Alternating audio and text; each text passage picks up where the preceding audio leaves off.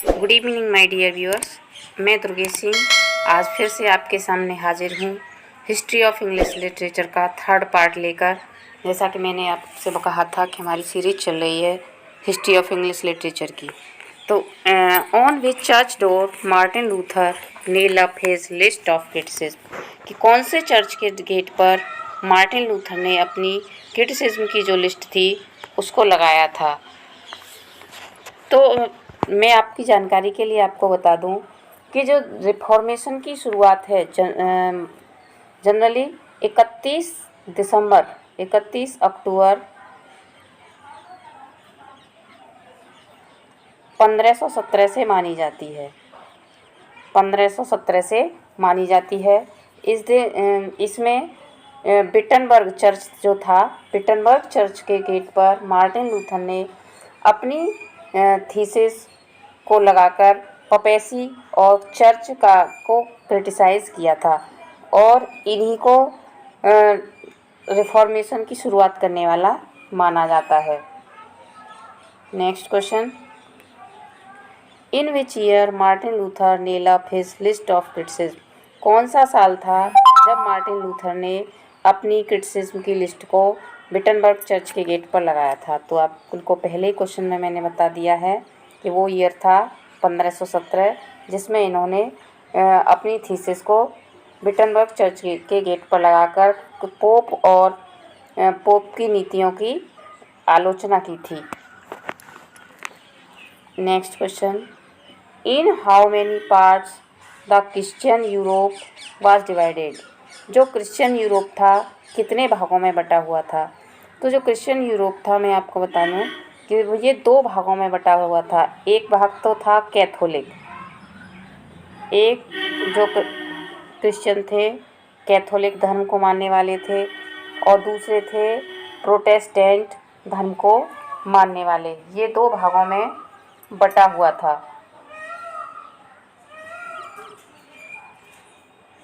Protestant, दूसरा भाग Protestantism.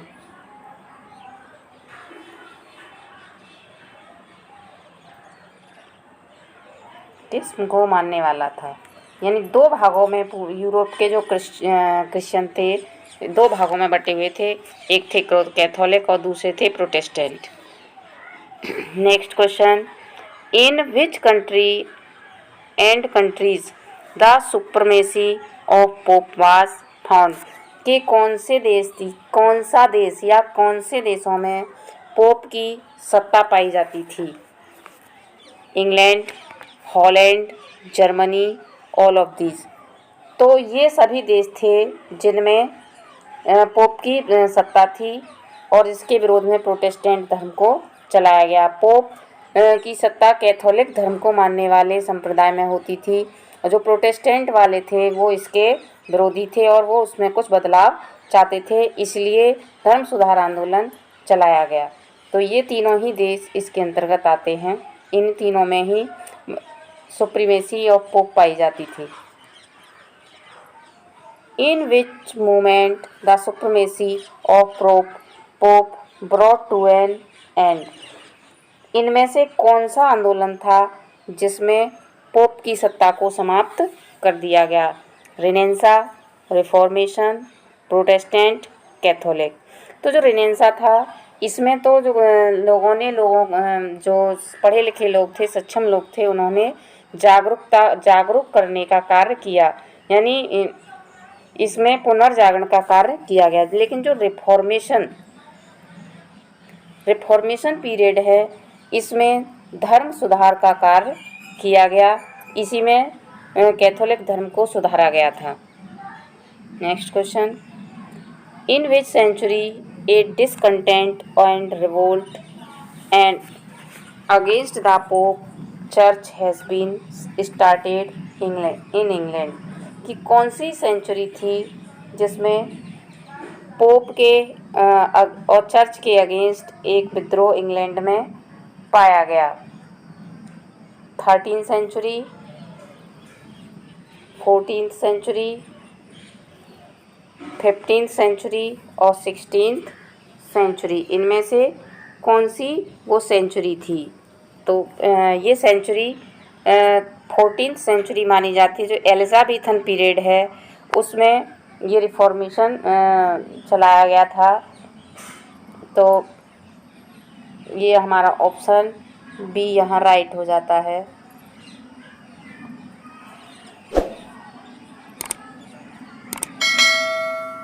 Next question, who first attack the papacy and the prevailing corruption in church. सबसे पहले जो भ्रष्टाचार फैला हुआ था चर्च में उसका विरोध उसके ऊपर किसने सबसे पहले अटैक किया। तो इसमें हमारे ऑप्शन हैं चौसर, जॉन वैक्लिफ, पोप और फॉस्टस। तो जो यहाँ जॉन वैक्लिफ, इन्हीं को धर्म सुधार का अगुआ माना जाता है, जिनका जन्म इनका कार्य था 1320 से लेकर 1384 तक माना जाता है। ये एक फिलोसोफर थे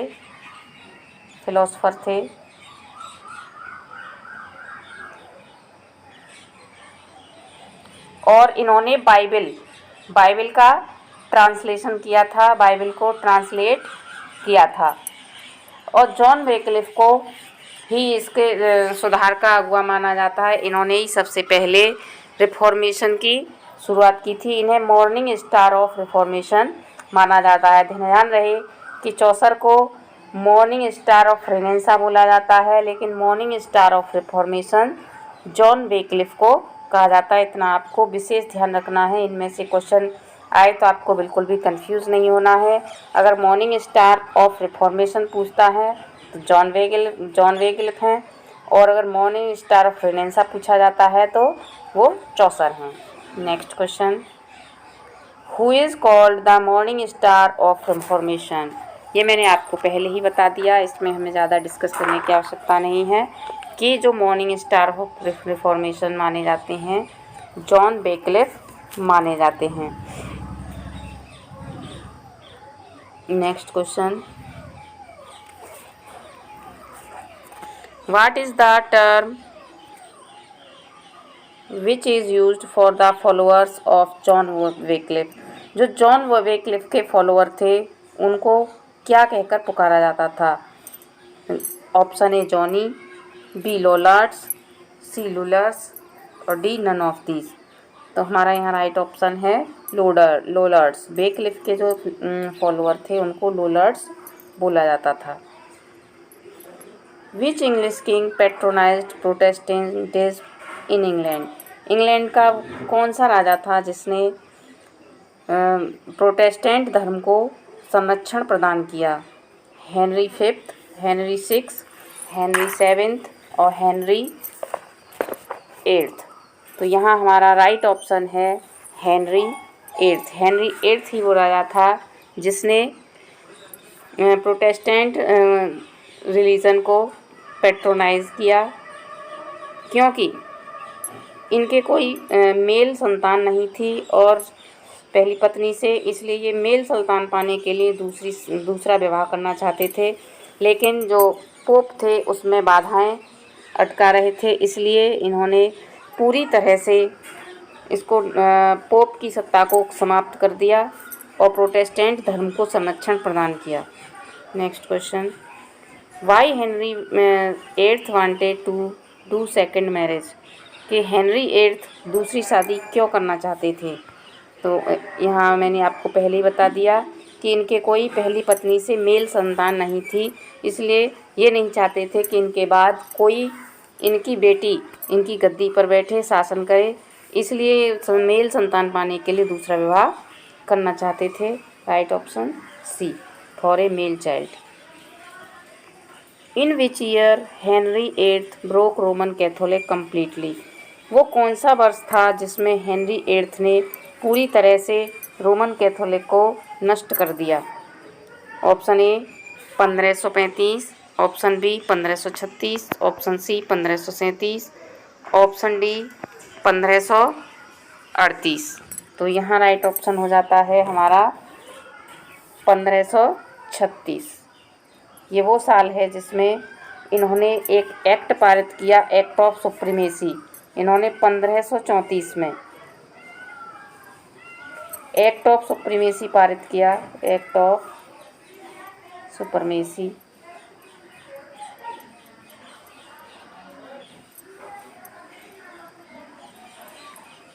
पारित किया और इस एक्ट ने राजा को सर्वशक्तिमान घोषित कर दिया और यहाँ पोप की सत्ता समाप्त हो गई। Wycliffe's Bible is the name now given to a group of Bible translation into Middle English that were made under the direction of John Wycliffe. These translations appeared over a period from approximately John Wycliffe ने जो Bible का translation किया था उनके जो group है उस translator group को कौन सा इनमें से कौन सा पीरियड दिया जाता है? 1382 से 1900, 1395 ऑप्शन बी, 1375 से 1380 ऑप्शन सी, 1370 से 1380 ऑप्शन डी, 1380 से 1390। तो इनका जो ग्रुप है उसको समय दिया गया है ऑप्शन ए हमारा यहाँ राइट है 1382 से 1395। इसी टाइम के बीच इन्होंने इसका ट्रांसलेशन किया था। पियर्स प्लोमैन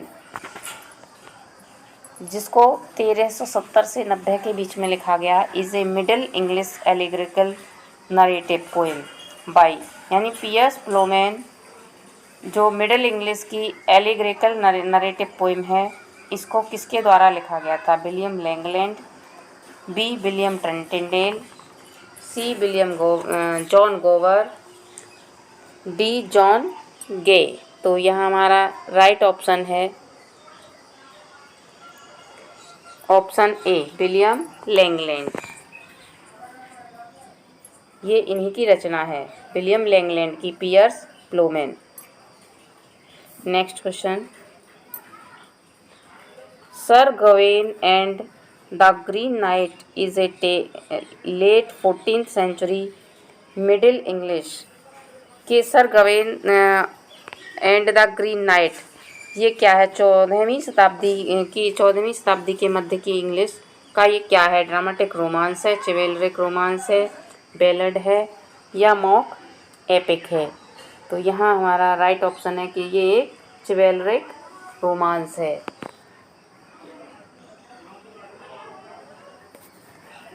इसके ऑथर का कोई पता नहीं है, इसका ऑथर अननोन है। अगर एग्ज़ाम में आता है कंफ्यूज करने के लिए तो याद रहे इसका ऑथर अननोन है, इसलिए नन ऑफ द एबव का आपको ध्यान रखना है। The Canterbury Tales is a collection of 24 stories that runs to over 17,000 lines written in Middle English by between 1387 and 1400। ये जो कैंटरबरी टेल्स है जो 24 कहानियों का संग्रह है और इसमें 17,000 लाइनें हैं। इसको किसके 1387 से 1400 के बीच में लिखा गया है।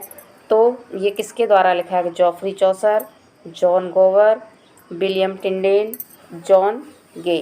तो यहाँ हमारा राइट ऑप्शन है जॉफ्रे चौसर। ये इन्हीं के द्वारा लिखा गया है कैंटरबरी टेल्स। ये पिलग्रिम्स की कहानी है।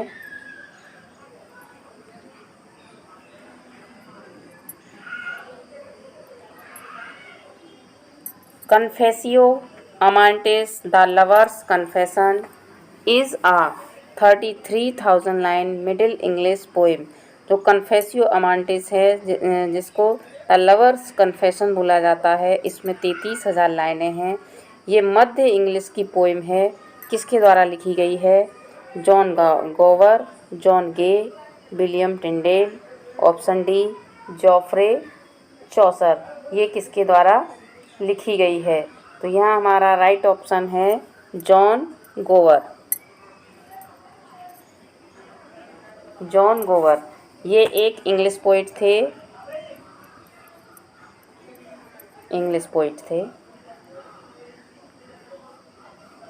इनका टाइम है 1330 से 1408 इनका टाइम पीरियड माना जाता है। ये विलियम लैंगलैंड और के समकालीन थे। Next question, Le Morte d' Arthur is a 15th century Middle English prose reworking of tales about legendary King Arthur। तो जो Le Morte d' Arthur 15th century Middle English का प्रोज का rework है, इसको किसके द्वारा किया गया है? Sir Thomas Malory, William Tyndale, John Gower, John Gay. तो यहाँ हमारा राइट ऑप्शन है Sir Thomas Malory, option A. इनका टाइम पीरियड 1415 से है 1471 तक माना जाता है। ये भी एक इंग्लिश राइटर थे।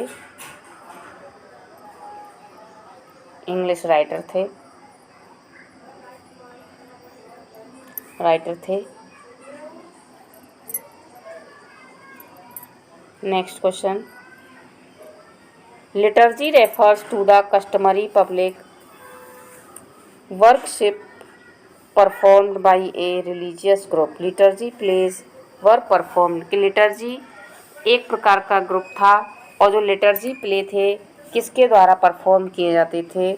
Option A common people, royal people, C church people, D courtiers. तो जो ये जो लिटर्जी प्ले थे ये बाइबलिक स्टोरीज पर आधारित होते थे, बाइबलिक हीरोज़ की करेक्टर पर आधारित होते थे और इनको चर्च के लोगों द्वारा ही परफॉर्म किया जाता था। Next question, in which as miracle pledge were represented. कौन सा एज था जिसमें मिरेकल प्लेज रिप्रेजेंट किए जाते थे?